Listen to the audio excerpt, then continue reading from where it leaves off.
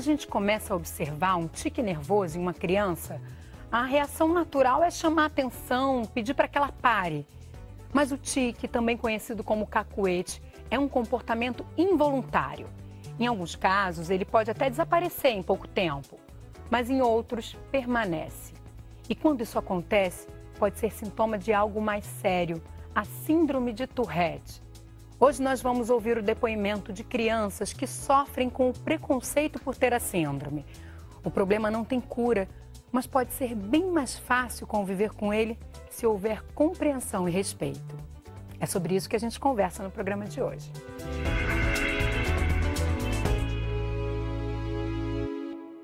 Meu nome é Ana Oni, eu sou psiquiatra, supervisora do ambulatório de toque e Tourette infantil na Unifesp. Eu estou aqui hoje com vocês para falar sobre tiques e síndrome de Tourette. Tudo bem, doutora Ana, como vai?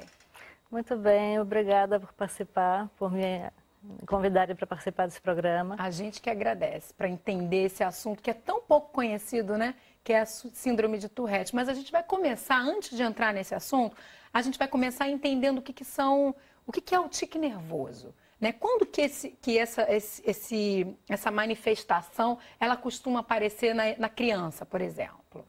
A primeira coisa que a gente tem que dizer é que não necessariamente o tique é nervoso. A impressão que dá pelo nome é de que é um problema nervoso, e não é. O tique, ele pode ser uma manifestação normal do neurodesenvolvimento, então a percentagem de crianças tem tiques na infância sem que isso seja um problema, é só porque o sistema neurológico ainda está amadurecendo, mas pode ser também um sintoma de outras doenças. Mas quando ele aparece, esse tique, ele tem uma faixa etária específica para aparecer? Em geral, ele aparece por volta dos 5, 6, 7 anos de idade, às vezes até os 8, 9 anos. Quando é esse tique do desenvolvimento, ele costuma desaparecer. Ele pode ficar alguns meses e depois desaparece. Mas os pais ficam muito ansiosos, né, Ana? Porque logo ficam com medo que aquilo se estabeleça, que aquilo fique como um comportamento ali da criança e ficam também com medo de estar atrelado a algum problema emocional, né? Isso é muito normal da gente acreditar. Em parte por essa crença de que o tique é sinal de que a criança está nervosa. Isso não é verdade. Muitas vezes a criança tem tiques e ela está muito tranquila, mas mesmo assim ela tem tiques. Mas ele pode estar atrelado a um trauma ou um problema emocional? Pode. O trauma, ele pode atuar como um desencadeante de um tique. Mas isso não significa que ele seja a causa, né? As causas provavelmente são genéticas, biológicas, então existe uma predisposição, né? E uma pessoa, talvez tendo um trauma, pode desencadear um tique, porque já tinha aquele terreno para que o tique aparecesse. Perfeito. Vamos entender o que são esses tiques? Porque a gente fala, mas muita gente fica se perguntando, mas será que aquilo que aquele amigo ou aquela criança tem é um tique? A gente elencou aqui, colocou alguns deles e mostrando quais são simples, quais são complexos. E você vai ver que muitas vezes eles não são apenas motores, podem ser vocais também, né, doutora? Sim. Vamos ver? Olha lá, a gente começou então com o tique motor simples. Queria que você falasse um pouquinho, desse alguns exemplos, a gente colocou alguns ali, se você quiser acrescentar. O mais importante para a gente diferenciar um tique de outros transtornos do movimento, porque existem vários transtornos do movimento, o tique é apenas um deles. Por isso que é importante uma avaliação profissional para a gente saber se aquilo que a criança está fazendo é um tique ou outra coisa. Certo. O tique, ele é um movimento rápido, ele é súbito e ele é praticamente incontrolável. Então, isso distingue ele de outros distúrbios do movimento. Em geral, ele desaparece durante o sono. Ele pode desaparecer também quando a criança está concentrada em alguma coisa. Então, tem vários sinais que a gente tem que detectar para saber se é um tique ou não. Os tiques simples, eles envolvem pequenos grupos musculares ou um grupo muscular único, como piscar o olho, fazer careta. O tique complexo, ele vai envolver vários grupos musculares. Então, ele vai levantar o ombro, ele pode fazer movimentos. Parece que é um comportamento intencional, mas não é. Por exemplo, bater palma. Né? E quando os tiques são vocais, eles também podem ser simples ou complexos. Vamos então colocar o próximo? Dá alguns exemplos para a gente, Ana. O mais frequente é fungar, né? Fungar ou então fazer barulhos com a garganta, isso seria simples. pigarro. Isso são tiques simples. Os complexos envolvem falar palavras ou pedaços de palavras. E o sintoma mais famoso da síndrome de Tourette é a coprolalia, que é falar palavrões involuntariamente. Mas ele não é necessário para o diagnóstico, ele ocorre em 30% dos casos, mais ou menos. E existem outros tiques vocais complexos, como palilalia, que é repetir a mesma palavra que é repetir o que a outra pessoa falou.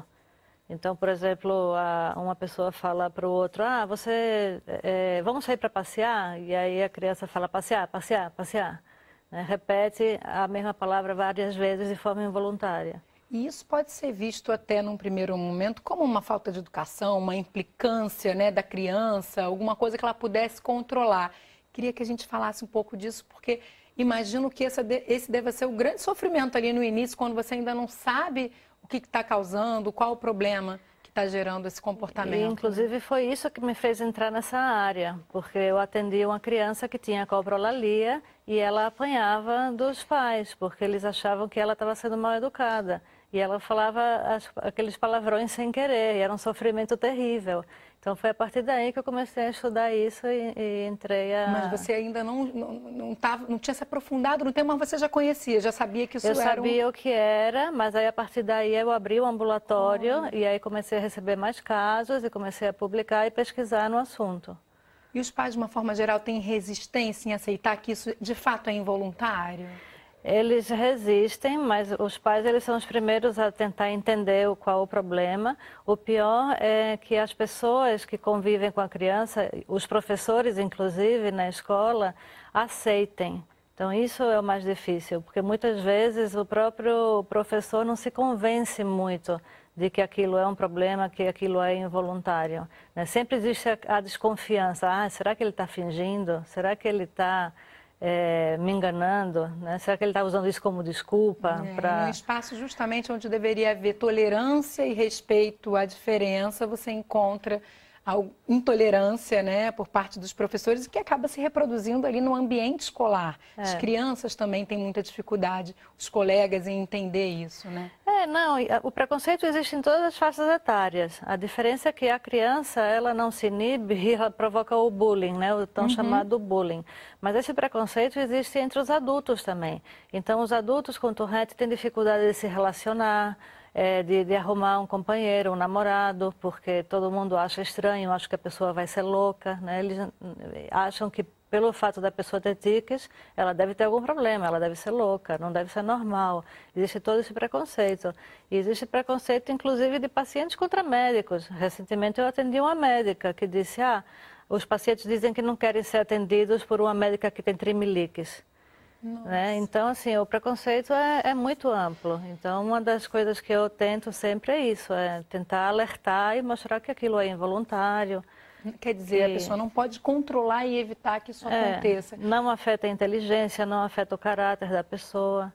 Vamos voltar um pouquinho, porque a gente acabou misturando os dois assuntos. Eu queria entender de forma bem clara o que pode ser já um sinal, um sintoma de Tourette, né? Você me deu alguns exemplos, mas acredito que tenha outros sinais aí que já configurem a síndrome, né? E o que pode ser um tique simples, né? O tique simples, ele normalmente não vem acompanhado de outros, e na Tourette é diferente. Fala um pouquinho sobre isso. Os tiques simples, em geral, são tiques únicos. Ou só piscar os olhos, ou só mexer o ombro. E eles são ou só motores, ou só vocais, fônicos. Quando tem os dois, é Tourette. Então, quer dizer, necessariamente no Tourette você tem que ter um tique fônico com um tique motor. Isso, essa é a definição diagnóstica. Né? Para você diagnosticar Tourette, tem que ter pelo menos um vocal, além dos motores, não necessariamente ao mesmo tempo. Você pode ter vários meses de tiques motores, depois algum mês de tique vocal, depois não ter mais vocal. Mas como teve os dois, o critério diagnóstico é que é Tourette.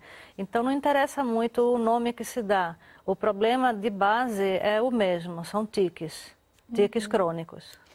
E esses tiques no Tourette não necessariamente serão sempre os mesmos? Vão variando ao longo do tempo. existe uma coisa que a gente chama de progressão rostrocaudal. Em geral, começa em cima. Então, o mais frequente é que comece com piscar de olhos e depois vai descendo. Então, nariz, boca, ombros, braços, pernas. Isso vai evoluindo ao longo do tempo. Certo, Ana. Vamos, antes de fechar esse bloco, já entender, conhecer melhor esse assunto. Eu acho que nada melhor para isso do que ouvir quem realmente sofra com um problema. E a gente trouxe um vídeo bem interessante, que é um vídeo feito com crianças. Crianças que têm a síndrome de Tourette. Vamos ver? Tourette syndrome is a certain brain defect. It's a neurological problem that I was born with. That causes you to tic. Tics control our bodies. They come all the time. Coffee! It's there. Why do you have to make fun of it? They just think I'm real crazy. A person who has Tourette's isn't like a whole another person. Like me. I'm a regular kid. It feels weird because I'm in control of everything else. Why aren't I in control of that? Why can't I stop myself from doing that? Well, there it is. Try to hold back too much. You can't think of anything except holding them back, and you can't think of anything except doing them. I do that. Like I didn't mean to. Tics it's like an itch. Like you have to scratch it. You just do it. It's like controlling you, and you feel like you have to do it or else something's gonna happen. When I'm having a bad day and a lot of tics are coming out, I go really pretty much crazy. They called me a monster. I felt terrible. I felt like I was evil. Stand up, dust yourself off, and say, you know what, this sucks, but I'm gonna have to deal with it, you know?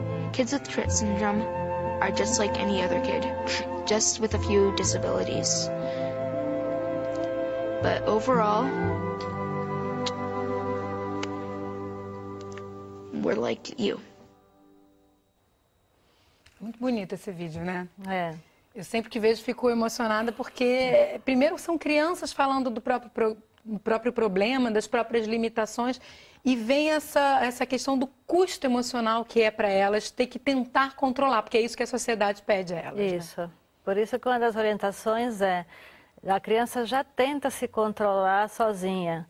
Então, não peça que ela se controle, porque isso só aumenta a carga de estresse e de ansiedade.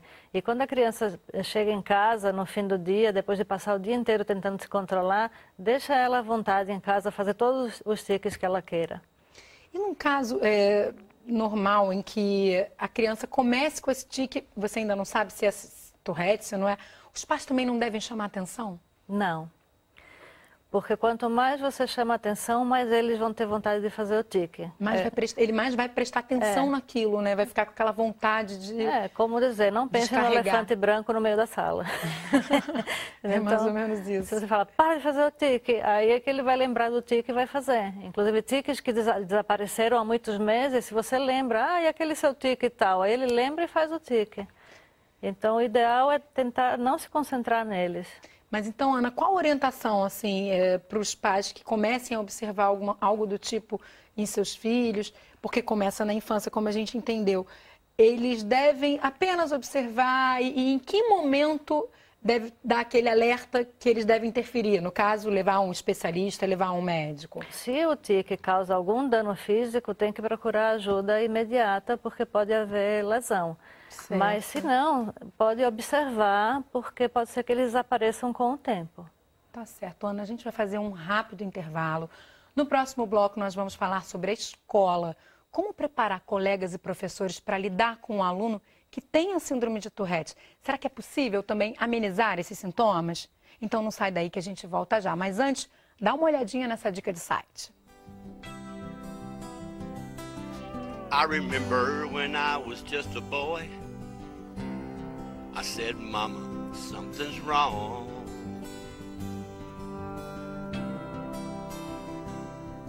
Why do I do these things I do? Will they be here very long?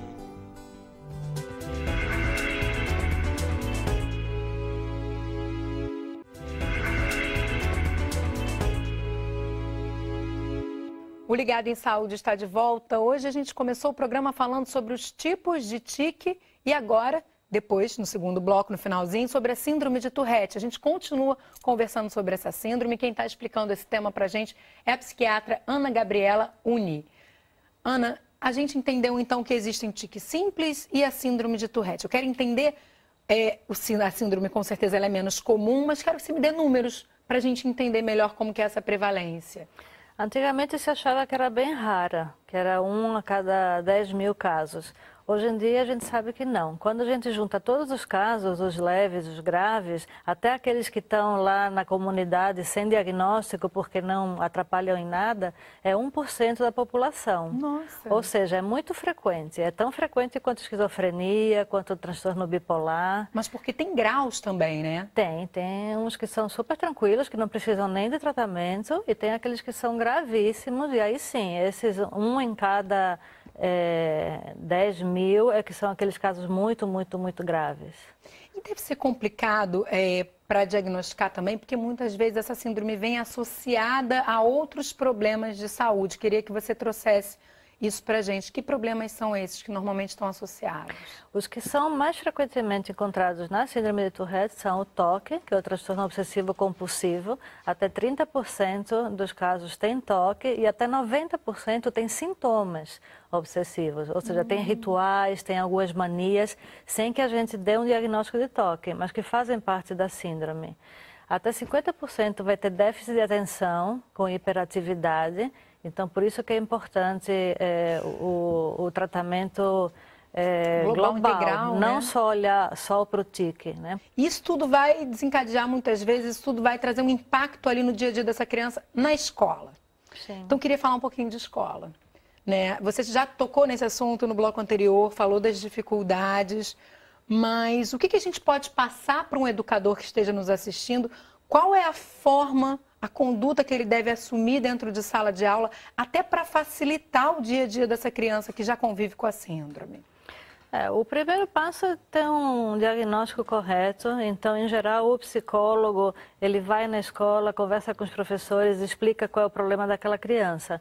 Se ela tiver só tiques, a conduta vai ser uma. Se ela tiver tiques e déficit de atenção e hiperatividade, a conduta vai ser outra. Mas em relação aos tiques, por exemplo, uma das dicas é a criança sentar na frente e do lado, junto da parede. Porque se ele tiver tiques de balançar o pescoço, vai ficar do lado e não vai atrapalhar todo mundo que está atrás. Por outro lado, ficando na frente, ele vai se concentrar melhor, porque ele não vai ter tanta gente na frente para distrair ele. Se ele precisa sair para descarregar tiques, ele pode combinar um código com o professor, né? Se eu fizer assim, eu posso dar uma volta lá fora, tomar uma água e voltar? E aí sair, fazer tiques. Porque a carga ali, a tensão pode estar muito grande e ele precisa fazer com mais regularidade? Isso, porque ele vai controlando o tique e aquilo vai gerando uma tensão. Então tem um momento que ele precisa descarregar aquilo ali. E o professor também pode ajudar nessa tolerância da turma em relação à criança, porque a gente entende, até pela natureza dos tiques, muitas vezes, isso pode atrapalhar mesmo a concentração dos alunos ou o bom andamento ali da aula, né? Mas é uma questão que não pode ser controlada. Então, como que o professor deve lidar também com os alunos da escola para que isso seja bem aceito? Em geral, tem que explicar, né, que é incontrolável. Se a criança estiver em tratamento, dizer que a criança tem tratamento, que ela está em fase de tratamento, que provavelmente isso vai melhorar. Enquanto não melhorar, não chamar atenção, não falar, deixar a criança se sentir o mais à vontade possível. Porque se ela, imagine a carga de tensão que a criança tem de se controlar, né, monitorar os tiques para não fazer tiques e ao mesmo tempo prestar atenção numa aula. É muito difícil. Com certeza. Eu atendi recentemente uma criança de uns 11 anos de idade. A impressão que dava era de que a criança estava possuída por um demônio. Ela se batia, ela própria se batia, né? E aí ela batia no rosto. E aí ela tinha coprolalia, então xingava os pais, e aí se sentia culpada porque tinha xingado os pais e se batia. Então, assim, era uma coisa que, para quem olhasse de fora, ia dizer, isso é uma possessão demoníaca. Esse caso me impressionou muito, né? Mas assim, na primeira dose de medicação já teve um alívio de 80% e ela está ótima hoje em dia, super bem na escola, inteligentíssima. Porque não afeta a inteligência nem Não a afeta a capacidade de inteligência. aprendizado. É óbvio que crianças com deficiência mental podem ter Tourette também, mas o Tourette não afeta a inteligência. E essa história que você trouxe deixa para a gente muito claro como deve ser difícil você criar vínculos sociais, né, a partir desses sintomas, por conta desses sintomas. Mas você disse que a medicação, no caso dele, aliviou. Que medicação é essa, né? E eu vi que muitas vezes a medicação pode até aumentar um caso de déficit de atenção, pode deixar essa criança mais dispersa. Queria saber também se existe alternativa, então, a isso. Existem várias medicações para tratar os tiques, não existe remédio específico para tiques. O que a gente usa são medicações que têm como consequência alívio dos tiques. Então, as que a gente sempre teve, as primeiras a serem testadas foram as medicações para esquizofrenia. As medicações para esquizofrenia que a gente tem são medicações com muitos efeitos colaterais. E como as crianças são crianças que estão em desenvolvimento e que provavelmente vão tomar durante muitos anos, o ideal é que a gente escolha sempre as medicações mais seguras. As medicações mais seguras e com menos efeitos colaterais são as mais novas, as mais caras e as que estão no alto custo. E, infelizmente, as medicações de alto custo não são liberadas para Tourette. Então, isso a gente está falando do Sistema Único de Saúde. No SUS, claro, na clínica particular não tem o menor problema. Mas no SUS a gente tem dificuldade de tratar com as melhores medicações dessas crianças porque elas não estão disponíveis para a síndrome de Tourette. Sim. E aí a gente usa vários tipos de medicação, né? Medicações antipsicóticas, anticonvulsivantes, até antihipertensivos. Enfim, existe uma gama enorme de medicações que podem ajudar. Mas esses medicamentos, então, retomando, existem e no caso do SUS são liberados para diagnóstico de esquizofrenia. Isso. Então seria o caso de fazer uma adaptação, né, até de entender, na portaria, na dispensação desses medicamentos, entender que eles podem ser muito úteis para as crianças e para os adultos, para quem sofre com a síndrome. Seria isso. Fica então essa demanda, né, Ana? Sim, está aí a demanda, né? Precisamos muito disso. E a gente está muito falando de criança, né?